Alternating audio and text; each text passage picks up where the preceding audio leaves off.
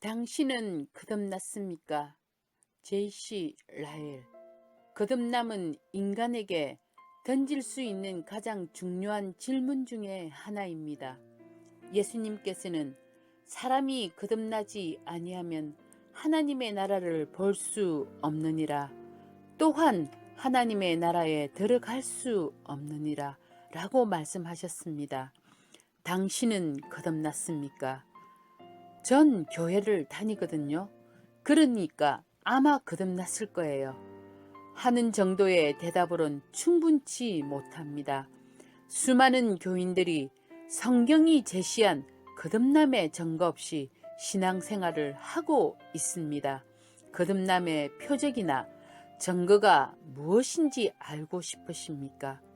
요한 1서에서 그것에 관해 무엇이라고 말하는지 같이 살펴보겠습니다. 첫 번째, 하나님께로부터 태어난 사람은 누구나 죄를 짓지 아니하나니, 요한 1서 3장 9절 말씀입니다. 거듭난 사람은 습관적으로 죄를 짓지 않습니다. 그는 거듭나지 않은 사람들이 그러한 것처럼 죄를 가슴에 품고 다니며 온 의지를 다 쏟아부어 거기에 몰두하지 않습니다. 그도 한때는 자신의 행동이 죄인지 아닌지 따져본다거나 악한 일에 탄식하는 법 없이 살아가던 사람이었을 것입니다. 그때는 그와 죄 사이에는 다툼이 전혀 없었고 오히려 둘은 사이좋은 친구 사이였습니다. 그러나 지금에 와서는 그는 죄를 미워하고 그것들로부터 달아나며 대항해 싸우기도 하고 죄가 불러올 재앙을 숙고해 보고 자기와 관련해 죄가 존재한다는 사실에 강한 중압감을 느끼며 죄로 말미암아 실족할 때면 스스로에게 탄식을 하고 모든 죄악들로부터 구출되기를 간절히 소망합니다. 한마디로 말하면 죄는 그에게 더 이상 기쁨이 아니며 무감각하게 받아들일 수 있는 것도 아닙니다. 왜냐하면 죄를 지으면 거룩하신 주님과 멀어지기 때문에 그는 죄를 기피합니다. 오히려 죄는 그에게 지긋지긋한 혐오의 대상입니다. 그러나 그는 자기 속에 죄가 거하는 것을 막을 수는 없습니다. 자기 속에 죄가 없다고 말하는 사람은 진리가 그 안에 없는 사람입니다. 그러나 그는 진심으로 죄를 싫어하며 자신의 혼이 죄를 전혀 짓지 않게 되는 것을 큰 소망으로 삼고 있는 사람입니다. 때로 나쁜 생각이 일어나고 많은 결점들이 자기 속에 도사리고 있으며 때때로 말이나 행동 속에 연약하고 미흡한 면들이 드러나기도 합니다. 우리 모두는 실수가 많으니 라고 한 것처럼 여러 실수를 합니다. 그러나 그는 진심으로 하나님 앞에서 한 점 거짓 없이 고백합니다. 자신의 추악한 부분이 매일 자신에게 슬픔과 탄식이 되며 온 마음으로 그런 것들을 혐오하고 있다고. 거듭남의 첫째 증거는 죄를 미워하고 혐오하며 은근히 즐기지 않습니다. 당신은 거듭났습니까? 두 번째, 예수가 그리스도이심을 믿는 사람은 누구나 하나님께로부터 태어났으며 요한일서 5장 1절 말씀입니다. 거듭난 사람은 예수 그리스도가 유일한 구주이시며 그분만이 인간을 용서하실 수 있는 분이심을 믿습니다. 또한 그분 외에는 구주가 없다는 사실을 확신하고 있습니다. 그러나 그에게 의심과 두려움이 전혀 없는 것이 아닙니다. 그는 때때로 나에겐 믿음이 전혀 없는 것 같아요 라고 말합니다. 그러나 그는 자신의 선함과 나아지려는 노력들, 심지어는 자기 기도와 봉사의 사역들, 이런 것들로 구원의 안정감을 찾지 않습니다. 오직 그리스도께만 구원의 안정감을 찾습니다. 제 자신이 연약하고 악하다는 느낌을 가지고 있긴 합니다만 저는 그리스도 안에서 구원을 얻을 수 있으며 그분 외에는 그 어떤 것도 저의 신뢰가 될 수 없습니다. 이는 결코 그리스도에게서 떨어지려고 하지 않을 것입니다. 이것이 거듭남의 징표입니다. 당신은 거듭났습니까? 세 번째, 의를 행하는 자는 누구나 그에게서 난 것을 아느니라. 요한일서 2장 29절 말씀입니다. 혹자가 거듭났다면 그는 거룩한 사람입니다. 그는 하나님의 뜻을 따라 살려고 노력하고 하나님을 기쁘시게 하는 일을 하려고 분투하며 하나님이 싫어하시는 일을 피해 가려고 애씁니다. 그는 자신 속에 내재하는 사악함이 자신을 붙들고 늘어질 때마다 몹시 곤혹스러워합니다. 그는 자신 속에 죄의 법이 하나님의 은혜에 대항하여 그를 하나님께로부터 멀리 떨어지게 하려고 하는 것을 발견합니다. 그러나 그는 죄의 법에 순응하지 않습니다. 그 법의 존재를 없애지는 못할지라도 말입니다. 그에게 수많은 단점들이 있음에도 불구하고 그의 마음의 경향 전체를 따져보고 평가한다면 그는 거룩한 사람입니다.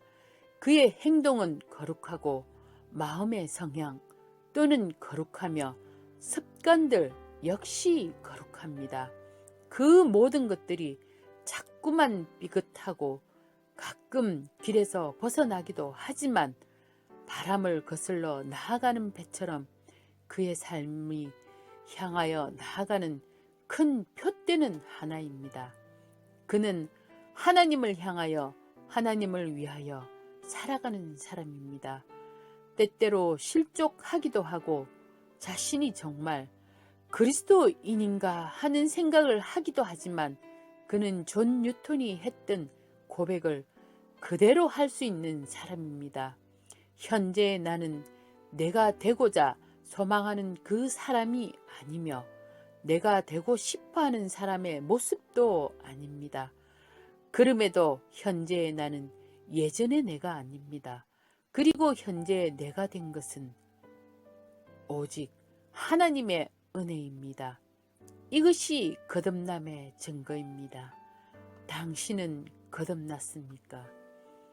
네 번째, 우리가 사망으로부터 생명으로 옮겨간 것을 아노니 이는 우리가 형제들을 사랑하기 때문이라. 요한일서 3장 14절 말씀입니다. 거듭난 사람은 형제 크리스천에게 특별한 애정을 가지기 마련입니다. 그는 자신과 같은 그리스도인들과 함께 있으면 그 어느 곳에서보다 더 편안한 느낌을 느낍니다. 또한 그는 성도들과 위대한 하나님의 사람들 틈에 끼어 있을 때 더없는 행복을 느낍니다. 다른 사람들은 학식이나 지식 혹은 부의 축적 정도나 사회적 지위로 친구를 고를 것입니다. 그러나 거듭난 사람들의 가치 기준은 은혜입니다. 거듭난 사람이라면 그런 이들을 한 가족처럼 느낄 것입니다. 그는 그들을 동일한 적을 대항해 싸우는 동료 군사로 생각하고 전우애를 느낍니다. 또한 그들을 같은 길을 걸어가는 길보스로 생각하고 동료애를 느낍니다. 그들 사이에도 사회적 신분이나 지위나 혹은 부에 있어서 차이가 있을 수도 있습니다. 하지만 그들에게 그게 무슨 상관이겠습니까? 그들은 모두 예수 그리스도의 백성입니다. 그들은 한 아버지의 아들들이요 딸들입니다. 그러니 무엇이 그들의 사랑을 가로막겠습니까? 이것이 또한 거듭난 자의 징표입니다. 당신은 거듭났습니까? 다섯 번째, 하나님께로부터 난 자는 누구든지 세상을 이기기 때문이라. 요한일서 5장 4절 말씀입니다.